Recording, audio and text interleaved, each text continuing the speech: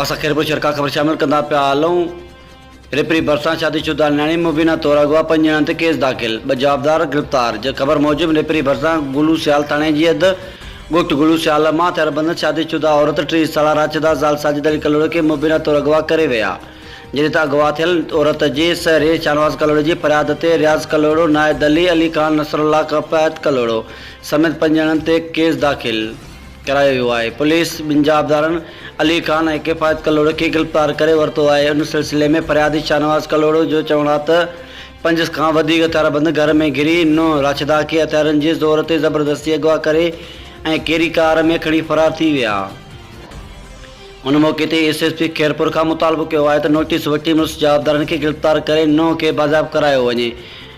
ॿिए तरफ़ चबोल इलाइक़े में आहिनि त न्याणी पसंदि करण लाइ रियाज़ कलोड़ो सां घरां निकिरी फ़रार थी वई। रिपोर्ट डबल जानगर मुक़दस न्यूज़ खैरपुर।